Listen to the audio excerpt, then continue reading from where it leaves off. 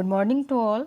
आज हम भारतीय इतिहास में 1885 से लेकर के 1947 तक का सफ़र देखेंगे।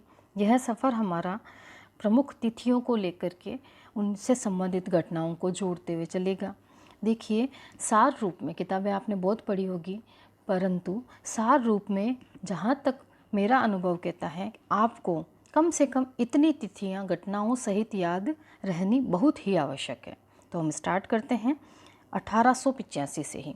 देखिए, सबसे पहली घटना हम करते हैं 1885। राष्ट्रीय आंदोलन की प्रमुख घटना मानी जाती है। एक बहुत बड़ी संस्था का निर्माण हुआ है इसमें। तो हम देखते हैं 1885 में भारतीय राष्ट्रीय कांग्रेस की स्थापना हुई थी। भारतीय राष्ट्रीय कांग्रेस की स्थापना 1885 में हुई थी। नेक्स्ट हम देखते हैं, देखिए 1885 से लेकर के 1905 तक का जो काल है, वहाँ हम देखते हैं कि भारतीय राष्ट्रीय कांग्रेस की जो विचारधारा है वह उदारवादी विचारधारा है। कैसी है? उदारवादी सोच है। उन्हीं के व्यक्ति हैं जैसे दादा भाई नौरोजी, सुरेंद्र नाथ बनर्जी, ठीक है, प्रमुख फिरोज शाह मेहता, वह व्यक्ति जो उदारवादी नेता थे, उन्होंने यह कार्य संभाला था। तो 1905 की जो घटना है इसमें थोड़ा परिवर्तन आता है और अब जो विचार परिवर्तन हो रहा है वह उग्रवादी विचार की तरफ जा रहा है। तो 1885 से लेकर के 1905 की वह प्रमुख घटना कौन सी है जिसने उग्रवाद को के उदय को सबसे प्रमुख सीमा पर ला के रखा? वह है बंगाल का विभाजन। देखिए, बंगाल का विभाजन कब हुआ था? 1905 में हुआ था, ठीक है। बंगाल के विभाजन के विरोध स्वरूप, बंगाल के विभाजन के परिणाम स्वरूप हमारे देश में एक आंदोलन चला था जिसे हम कहते हैं स्वदेशी आंदोलन। क्या आंदोलन? स्वदेशी आंदोलन। ये बंगाल के विभाजन की घटना के विरोध स्वरूप हुआ था। तो यह भी 1905 की घटना है। स्वदेशी आंदोलन चलाया गया था। विदेशी वस्त्रों की होली जलाई गई थी। इसी के साथ में अन्य हम देखते हैं किसी भी विदेशी वस्तु का प्रयोग न करने, बहिष्कार करने जैसी चीज़ों का प्रयोग इस आंदोलन में हुआ था। 1906 की जो प्रमुख घटना है, देखिए हम तिथिवार चल रहे हैं यहाँ पर। 1905 की हमने दो घटनाएं की, बंगाल का विभाजन और स्वदेशी आंदोलन। 1906 की हम घटना देखते हैं। 1906 में ढाका में मुस्लिम लीग की स्थापना हुई थी। बांग्लादेश की राजधानी है ये ढाका। यहाँ पर मुस्लिम लीग की स्थापना हो रही है। कब हो रही है? 1906 में हो रही है। नेक्स्ट हम देखते हैं, देखिए 1907 की बात करते हैं। 1907 में बंगाल का जब विभाजन हुआ था, उसी प्रकार हम देखते हैं कि 1907 में दो विचारधाराएं जो थी कांग्रेस के अंदर, एक थी उदारवादी और एक थी उग्रवादी। इन विचारधाराओं में आपसी फूट हुई और यह दोनों अलग अलग रास्ते चली गई। तो कांग्रेस का ये प्रथम विभाजन कहलाता है जिसमें उग्रवादी तथा उदारवादी दोनों ने अपने अपने रास्ते अलग किए थे। यह कांग्रेस के सूरत अधिवेशन के समय की घटना है। तो कांग्रेस का विभाजन 1907 में हुआ था। जिस स्थान पर इसका अधिवेशन चल रहा था वह सूरत था, इस कारण इसको सूरत फूट भी कहते हैं। आप याद रखने के लिए यह याद रख सकते हैं कि 1907 में कहा कांग्रेस के उग्रवादी तथा उदारवादी लोगों ने साथ में कहा, हम साथ साथ नहीं रह सकते और एक दूसरे की सूरत नहीं देख सकते। तात्पर्य यह है कि कांग्रेस का विभाजन हो गया। देखिए, नेक्स्ट घटना हम देखते हैं 1911 की। 1911 में दिल्ली दरबार का आयोजन हुआ था और इसी दिल्ली दरबार के आयोजन के समय राजधानी परिवर्तन की बात भी हुई थी। इससे पहले जो राजधानी थी वो कलकत्ता में थी और 1911 में यह राजधानी की जो घोषणा हुई थी वह दिल्ली में हो गई थी कि दिल्ली में दरबार का आयोजन किया गया और यह भी कहा गया कि दिल्ली में आगे से राजधानी रखी जाएगी। इसी दिल्ली दरबार में बंगाल विभाजन को रद्द भी किया गया था। तो 1911 की ये घोषणाएं प्रमुख घोषणाएं के अंतर्गत आती हैं। 1911 के बाद में हम अगली घटना जो लेते हैं वह 1916 लेते हैं। मोस्ट इम्पॉर्टेंट है 1916, क्योंकि इस समय देश में होम रूल आंदोलन चला था। होम रूल आंदोलन एनी बेसेंट और बाल गंगाधर तिलक दोनों द्वारा अलग अलग क्षेत्रों में चलाया गया था। तो 1916 की प्रमुख घटना क्या है? होम रूल आंदोलन। आयरलैंड से प्रभावित है ये, एनी बेसेंट लेकर के आई थी। सबसे पहले इसको तिलक ने प्रारंभ किया और बाद में इसे एनी बेसेंट द्वारा प्रारंभ किया गया था। नेक्स्ट घटना हम देखते हैं लखनऊ पैक्ट। देखिए 1916 की घटना है, दिसंबर महीने की घटना है।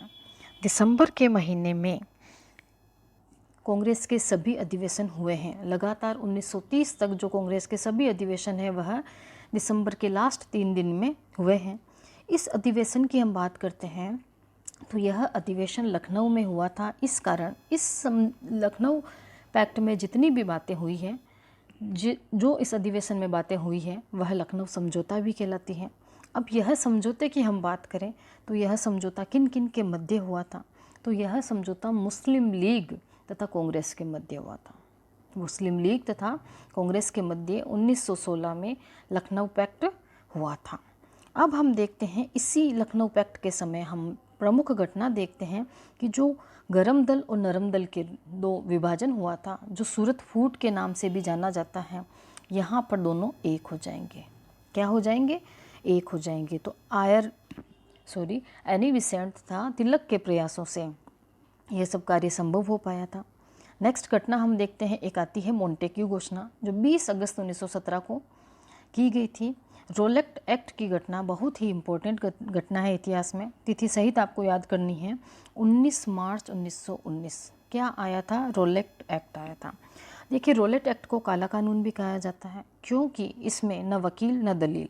देखते हैं कि कब इसकी तिथि है, 19 मार्च 1919। देखिए 3 बार 19 आया है तो तीसरा ही महीना मार्च है हमारा, याद रख लीजिएगा। 19 मार्च 1919 को रोलेट एक्ट आया था। इसमें व्यक्ति को बिना किस कारण बताए गिरफ्तार कर लिया जाता था।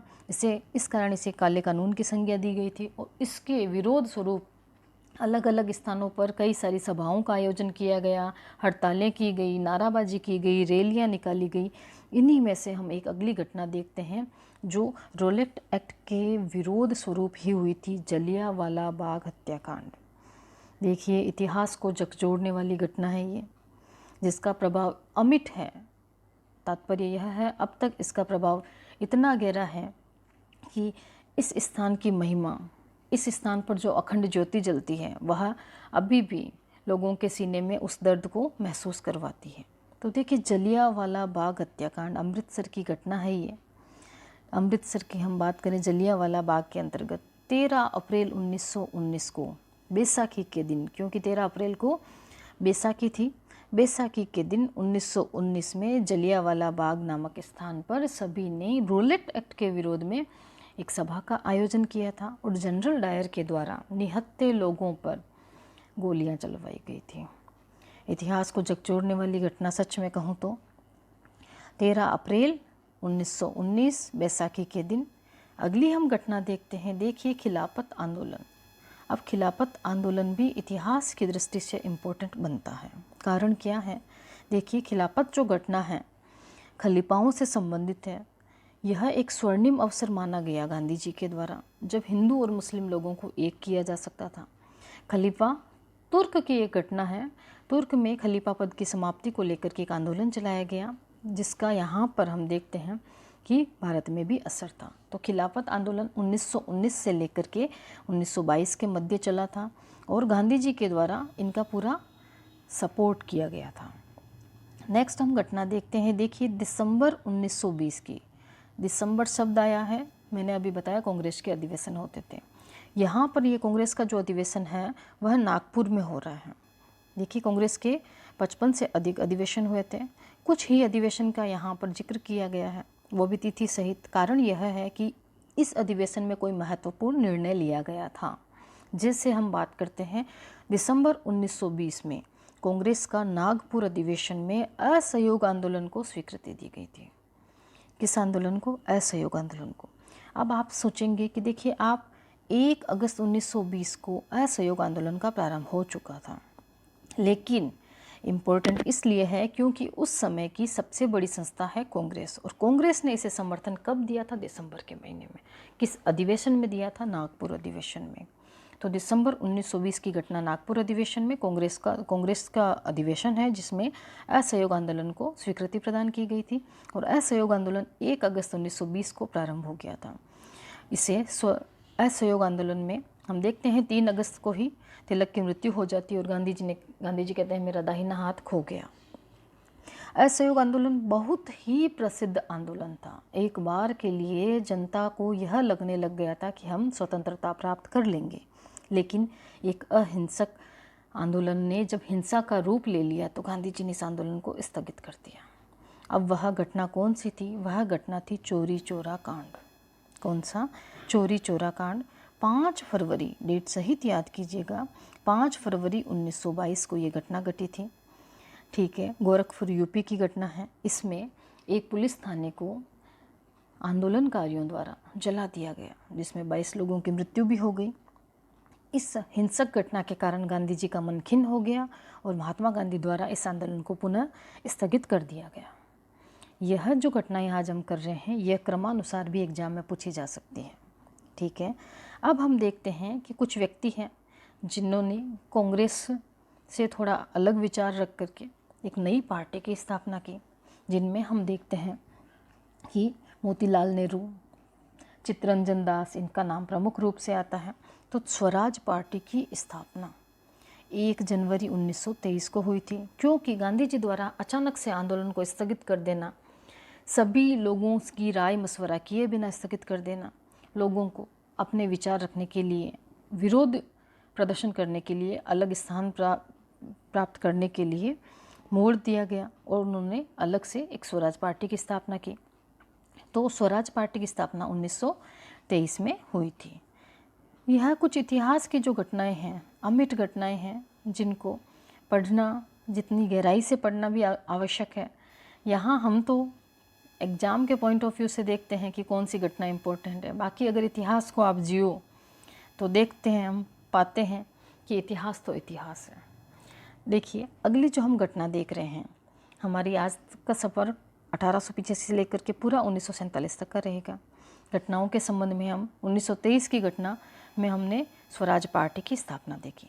अब हम देखते हैं, देखिए अक्टूबर 1924 में हिंदुस्तान रिपब्लिक एसोसिएशन की स्थापना हुई। शॉर्ट फॉर्म में हम इसे कहते हैं HRA की स्थापना 1924 में। मोस्ट इम्पॉर्टेंट है ये, क्योंकि इस HRA को फंड करने के लिए, पैसे देने के लिए हम देखते हैं काकोरी कांड जैसी घटना 1925 में घटेगी, क्योंकि किसी भी संस्था को चलाने के लिए वित्त की आवश्यकता सबसे बड़ी आवश्यकता है और HRA को चलाने के लिए भी उनको वित्त की आवश्यकता थी। उन्होंने सरकारी खजाना लूटा, काकोरी कांड कहलाता है, वो 1925 की घटना है। अगली हमारी इम्पोर्टेंट घटना है साइमन कमीशन। देखिए, साइमन कमीशन जो है, इसके संबंध में आपको 2 तिथियां याद रखनी आवश्यक होती है। साइमन कमीशन की नियुक्ति कब हुई और साइमन कमीशन भारत कब आया, दोनों ही तिथियां अपने अपने स्थान पर महत्वपूर्ण हैं। साइमन कमीशन की नियुक्ति की मैं बात करूं, 8 नवंबर 1927। आपको 1927 भी अगर याद रहता है तब भी आपका आंसर निकलता है एग्जाम में। 1927 में साइमन कमीशन की नियुक्ति हुई, लेकिन वह 3 फरवरी 1928 को भारत आया था। देखिए, साइमन कमीशन की नियुक्ति जो 1919 का अधिनियम था, जिसे हम मोंटेग्यू चेम्सफोर्ड अधिनियम कहते हैं, उसने जो धाराएं लागू की, उसने जो कानून लागू किए, उसकी जांच के लिए आया था। हालांकि यह आना तो 1929 या 30 तक था, परंतु इंग्लैंड में सरकार परिवर्तन की संभावनाओं को देखते हुए यह कमीशन जो है 2 साल पहले आ गया। इसमें 7 सदस्य थे। देखिए, साइमन कमीशन है, ठीक है, से साइमन कमीशन, से 27 सदस्य भी इसमें 7 थे और सभी सदस्य अंग्रेज़ थे। इस कारण इसे श्वेत कमीशन भी कहा गया है और इसका विरोध कांग्रेस तथा मुस्लिम लीग तथा अन्य सभी जितनी भी भारत में कार्यरत संस्थाएं थी, उनके द्वारा विरोध किया गया। तो साइमन कमीशन का जब विरोध हुआ, तब हम यह देखते हैं कि अंग्रेज़ सरकार रुष्ट हुई। हमारे जो प्रतिनिधि अंग्रेज़ सरकार में बैठे थे, उनके द्वारा भी इस विरोध का उत्तर देने के लिए एक चुनौती दी गई और उस चुनौती में कहा कि हम जो भी कमीशन भेजते हैं, तुम्हारे क्रांतिकारी या तुम्हारी संस्थाएं उसका विरोध करती है, तुम स्वयं एक नहीं हो, तुम अगर ऐसे करो कि तुम यह खुद निर्णय लो कि तुम्हें चाहिए क्या और एक अच्छी सी रिपोर्ट हमें बना करके दो, जिस रिपोर्ट से सभी सहमत हों। तो देखिए अगली घटना की तरफ मैं बढ़ रही हूँ। अगली घटना हमारी है नेहरू रिपोर्ट। साइमन कमीशन के विरोध स्वरूप एक चुनौती के रूप में हमें ये एक रिपोर्ट बनाने के लिए कहा गया, जिसमें हमें यह कहा गया कि सभी दल इस पर सहमत होने चाहिए। देखिए नेहरू रिपोर्ट का जो अध्यक्ष थे वह मोतीलाल नेहरू थे, याद रखने की बात होती है। और नेहरू रिपोर्ट जो है अगस्त 1928 में सौंपी गई थी। तो नेहरू रिपोर्ट 1928 अगस्त का माह।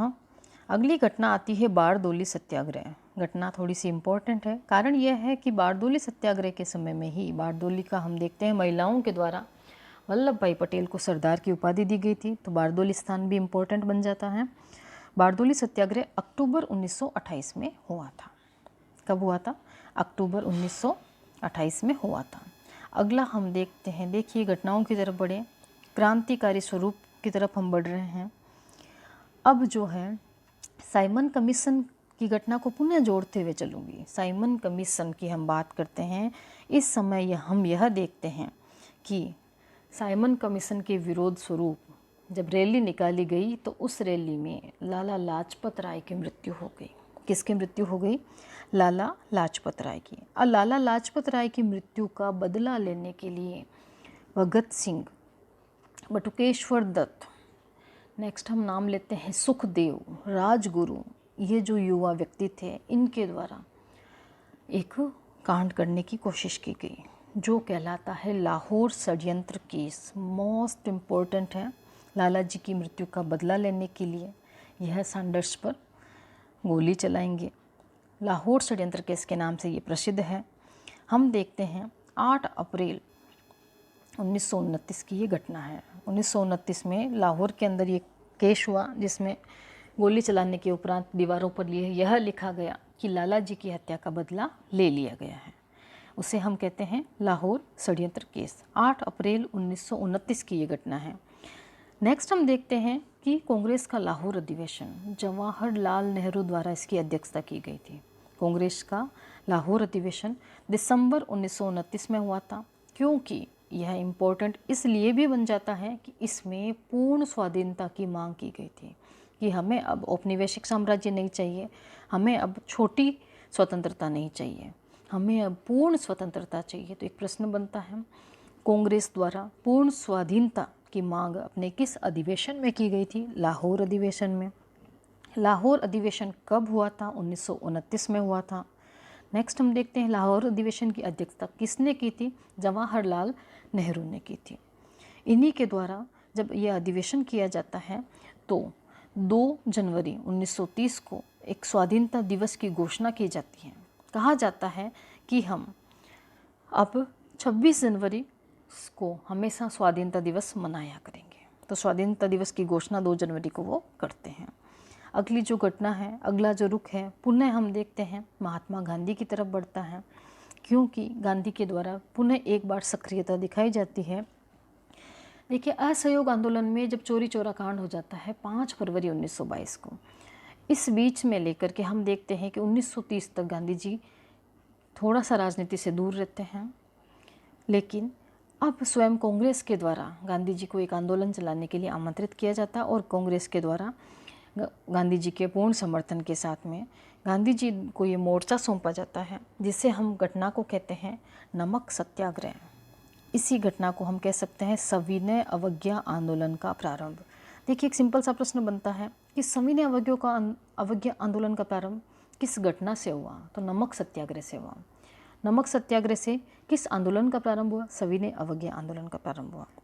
इस आंदोलन का प्रारंभ दांडी यात्रा से माना जाता है। दांडी नामक स्थान पर गांधी जी द्वारा साबरमती से यात्रा की जाती है और यह आंदोलन जिस स्थान पर पहुंच करके गांधी जी उस स्थान पर नमक बनाने का एक कानून होता है जिसमें आम व्यक्ति द्वारा नमक नहीं बनाया जा सकता, और गांधी जी वहाँ पर जाकर के नमक बनाते हैं और उस कानून का उल्लंघन करते हैं। तो यह जो यात्रा है 12 मार्च दांडी यात्रा भी कहलाती है।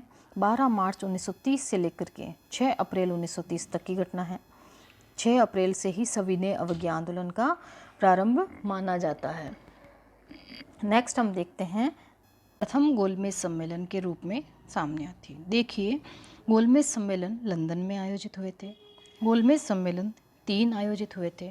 गोलमेज सम्मेलन से तात्पर्य क्या है कि भारतीय प्रतिनिधियों प्लस हम देखते हैं ब्रिटेन के प्रतिनिधियों द्वारा बैठकर के एक मीटिंग का आयोजन किया गया।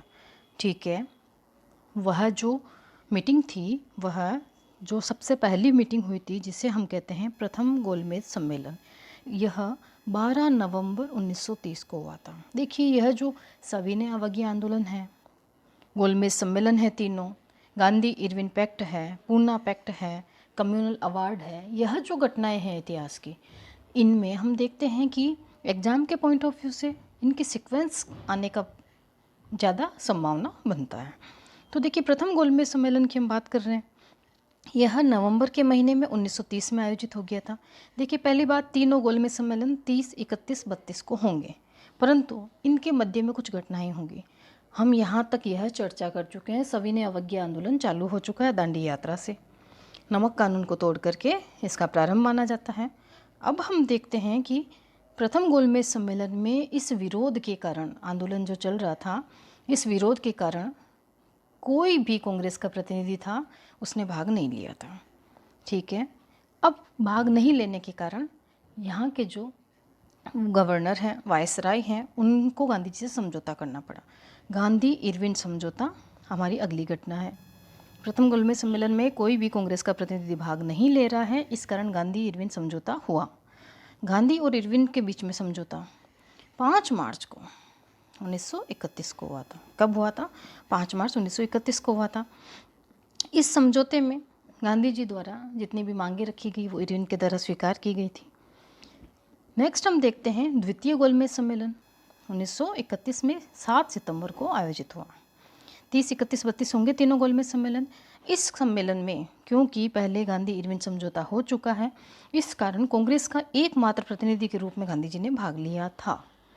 नेक्स्ट हम देखते हैं तृतीय गोलमेज सम्मेलन, यह 17 नवंबर 1932 को आयोजित हुआ और इन तीनों गोलमेज सम्मेलनों में BR अम्बेडकर द्वारा भाग लिया गया था। तो एक प्रश्न ये भी बनता है कि तीनों गोलमेज सम्मेलन कहाँ आयोजित हुए थे? लंदन में। एकमात्र वह व्यक्ति जिनके द्वारा तीनों गोलमेज सम्मेलन में भाग लिया गया था, BR अम्बेडकर। या फिर गांधी जी द्वारा किस गोलमेज सम्मेलन में भाग लिया गया था? तो दूसरे गोलमेज सम्मेलन में। अब हम देखते हैं अगली जो घटना, अगला जो रुख, इस समय हम देखते हैं मैकडोनाल्ड जो था, ब्रिटिश अधिकारी मैकडोनाल्ड, उसके द्वारा एक कम्युनल अवार्ड जारी किया गया। देखिए, कम्युनल अवार्ड को मैकडोनाल्ड अवार्ड भी कहते हैं, सांप्रदायिक पंचाट भी कहते हैं। इसके अंदर संप्रदाय के हिसाब से, मतलब यह फूट डालो और राज करो नीति का एक दूसरा पहलू है। इसमें भारत को प्रमुख संप्रदायों में बांटने का एक प्रयास था, जिसे हम कहते हैं कम्युनल अवार्ड। 16 अगस्त 1932 को यह अवार्ड बना था और इसके विरोध में गांधी जी द्वारा जेल के अंदर ही आमरण अनशन पर बैठा गया था। तो कम्युनल अवार्ड 16 अगस्त 1932 को आया था। अब अगला रुख हम देखते हैं, अगली इतिहास की जो प्रमुख घटना है वह है 1932 की ही है और घटना है पूना समझौता। पूना की यरवदा जेल में इस समय गांधी जी हैं जो कि आमरण अनशन पर बैठे हैं। उनके आमरण अनशन को तोड़वाने के लिए BR अम्बेडकर तेज बहादुर सप्रू की अध्यक्षता में मध्यस्थता से जाएंगे और उन दोनों के मध्य, BR अम्बेडकर और गांधी जी के मध्य एक समझौता होगा जिसे कहते हैं पूना समझौता। पूना में हुआ था, पूना पैक्ट कहलाता है ये। तो देखिए, पूना समझौता सितंबर के महीने में 1932 में। ये एक सीक्वेंस है, मैं बार बार रिपीट करके आपसे कह रही हूँ कि इस सीक्वेंस को याद करना ज़रूरी है कि प्रथम गोलमेज सम्मेलन के बाद में, क्योंकि उसमें कोई भाग नहीं ले रहा है, इसलिए गांधी जी और इरविन के बीच में एक समझौता होगा। अब समझौता चूंकि हो चुका है, आपस में सारी बातें मान ली गई है, तो दूसरा जब गोलमेज सम्मेलन हो रहा तो गांधी जी उसमें भाग लेने के लिए जा रहे हैं। तीसरा गोलमेज सम्मेलन हो रहा है, उसके बाद में हम देखते हैं कम्युनल अवार्ड आता है। इसके विरोध में गांधी जी आमरण अनशन पर बैठ जाएंगे, पूना की यरवदा जेल में वो है। इस कारण हम देखते हैं कि अम्बेडकर जो है वह और गांधी जी, इन दोनों के मध्य एक समझौता होगा जिसे पूना समझौता कहते हैं। सितंबर 1932, ये घटनाएं क्रमानुसार आप याद करें। नेक्स्ट आता है कांग्रेस सोशलिस्ट पार्टी का गठन 1934 में हुआ था। देखिए, जैसे कि मैं पहले कह चुकी हूँ, 1885 से लेकर के 1947 तक की समस्त घटनाएं करेंगे। अब हम 1934 में आए हैं। देखिए 1934 के बाद में लेकर के 1939 तक की हम बात करें, इस बीच में मध्यावधि चुनाव भी होते हैं और चुनावों के अंदर कांग्रेस को भारी बहुमत भी मिलता है। 1937 में चुनावों का परिणाम भी आता है। अब अगली हमारी घटना जो रहेगी वह है फॉरवर्ड ब्लॉक का गठन सुभाष चंद्र बोस के द्वारा 1939 में किया गया था। 1939 में किया गया था। कारण क्या था? कारण साफ था कि गांधीवादी विरोधी नीतियां जो थी, गांधी जी का विरोध उनको देखना पड़ा था अध्यक्ष पद बनने के बाद में, इसलिए उन्होंने छोड़ दिया और उनके स्थान पर राजेंद्र प्रसाद अध्यक्ष बनेंगे। तो यहाँ इंपॉर्टेंट बात क्या है, फॉरवर्ड ब्लॉक का गठन किसने किया? सुभाष चंद्र बोस ने। कब किया? 1 मई 1939 को किया था। देखिए हम यह देखते हैं कि यह जो घटना को जोड़ते हुए चलूँगी, मुक्ति दिवस मनाया गया। मुक्ति दिवस के बारे में जितने भी प्रश्न बनते हैं वो मैं आपको बताती हूँ। मुक्ति दिवस कब मनाया गया? 22 दिसंबर को मनाया गया था। दूसरा प्रश्न, मुक्ति दिवस किसने मनाया था? मुस्लिम लीग ने मनाया था। तीसरा प्रश्न, मुक्ति दिवस क्यों मनाया गया था? तो देखिए 1937 में हम कहते हैं कांग्रेस बहुमत के साथ में आती है। चुनाव होते हैं 35 में, 37 में परिणाम आते हैं और उसमें बहुमत के साथ में 1937 में कांग्रेस आती है। लेकिन एक घटना, विश्वव्यापी घटना घटती है 1939 में। वह होता है सेकेंड वर्ल्ड वार। 1 सितंबर 1939 को जर्मनी द्वारा पोलैंड पर आक्रमण करने के कारण ये चालू होता है। इस समय आंदोलन में ब्रिटेन के द्वारा भारतीय सैनिकों को या फिर हम कहें भारत को इस युद्ध में झोंक दिया जाता है, वो भी भारतीयों की अनुमति के लिए बिना। इस कारण सभी कांग्रेस के सभी सदस्यों द्वारा त्याग पत्र दे दिया जाता है और उनके त्याग पत्र देने की घटना में मुस्लिम लीग कहती है कि हमें मुक्ति मिली। तो मुक्ति दिवस मनाया गया 22 दिसंबर 1939 को। नेक्स्ट हम देखते हैं पाकिस्तान की मांग। इम्पोर्टेंट है, रहमत अली चौधरी व्यक्ति हैं जिन्होंने पाकिस्तान शब्द का सबसे पहले प्रयोग किया है। 24 मार्च 1940 की प्रमुख घटना है कि सबसे पहले पाकिस्तान की मांग कब हुई थी? 1940 में हुई थी। अगला हम देखते हैं, देखिए अगस्त प्रस्ताव आता है, वो भी 1940 में आता है। क्रिप्स मिशन की हम बात करते हैं। क्रिप्स मिशन आया था 1942 में, असफल रहा था। इसके द्वारा, क्रिप्स मिशन के द्वारा भारतीयों को औपनिवेशिक राज्य का दर्जा देने के लिए अंग्रेजों द्वारा छूट दी गई थी, लेकिन भारतीयों द्वारा इसे स्वीकार नहीं किया गया। अगला जो करो या मरो का नारा दिया गया, वह आंदोलन महात्मा गांधी द्वारा चलाया जाने वाला स्वतः स्फूर्त आंदोलन, भारत छोड़ो आंदोलन। देखिए भारत छोड़ो आंदोलन जो है 1942 में हुआ। 8 अगस्त को ये प्रारंभ हुआ और 9 अगस्त को ही हम देखते हैं ऑपरेशन जीरो के तहत इसके समस्त नेता को जेल में डाल दिया गया।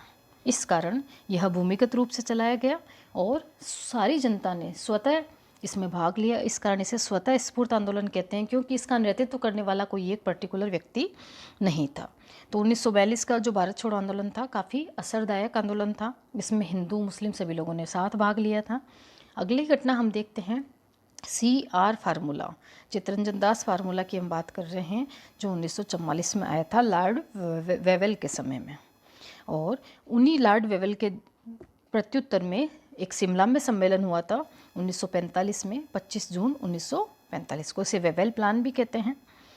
एक घटना हम देखते हैं नौ सैनिकों का विद्रोह। इम्पोर्टेंट है, सैनिकों के द्वारा ब्रिटिश विरोधी बातें जहाज़ों पर लिखी गई तथा ब्रिटिश विरोध किया गया। नौसेना का विद्रोह कहते हैं इसे। यह स्वतंत्रता के कुछ समय पहले की ही घटना है, 19 फरवरी 1946 को। फिर प्रधानमंत्री एटली के द्वारा एक घोषणा की गई थी 1946 में। इस घोषणा में उन्होंने कहा था कि वो 1948 में भारत को स्वतंत्र कर देगा। फिर हम देखते हैं अगली घटना जो आती है कैबिनेट मिशन, मोस्ट इम्पॉर्टेंट है कैबिनेट मिशन। कैबिनेट मिशन कब आया था? 1946 में आया था, 24 मार्च 1946 को आया था। कैबिनेट मिशन के ही प्रस्ताव में एक था संविधान सभा। मोस्ट इम्पॉर्टेंट है, संविधान सभा किस मिशन के तहत बनी थी? तो कैबिनेट मिशन के तहत बनी थी। अब हम देखते हैं कि कैबिनेट मिशन के द्वारा भी जब हम देखते हैं कि भारत और पाकिस्तान दो राज्यों के रूप में, दो अलग क्षेत्रों के रूप में अब तक विभाजित नहीं हुए हैं, और इस विरोध के कारण पाकिस्तान के द्वारा, मुस्लिम लीग के द्वारा, मुस्लिम समर्थकों के द्वारा खुलेआम कार्यवाही की गई, लूटपाट मारकाट मचाई गई, जिससे इतिहास में प्रत्यक्ष कार्यवाही दिवस के नाम से जाना जाता है। तो अगली हमारी जो घटना है वह आती है प्रत्यक्ष कार्यवाही दिवस। कब मनाया गया? पहला प्रश्न 16 अगस्त को। किसके द्वारा मनाया गया? मुस्लिम लीग के द्वारा। ठीक है।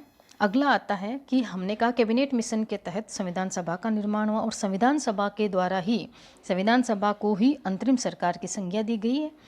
तो देखिए 2 सितंबर 1946 को अंतरिम सरकार का गठन हो गया। जवाहरलाल नेहरू ने प्रधानमंत्री पद संभाला। नेक्स्ट हम देखते हैं माउंटबेटन योजना। देखिए इस योजना को 3 जून योजना भी कहते हैं। क्या कहते हैं? 3 जून योजना। माउंटबेटन योजना से ही एक स्वीकार किया गया कि भारत और पाकिस्तान एक साथ नहीं रह सकते और इन्हें अलग अलग 2 राष्ट्रों की संज्ञा दी गई। तो एक सिंपल सा प्रश्न बनता है कि किस योजना के तहत भारत और पाकिस्तान का विभाजन हुआ था, किस प्लान के तहत? तो माउंटबेटन योजना आप याद करने के लिए कह सकते हो कि बैट लेकर के इन दोनों देशों को अलग किया गया।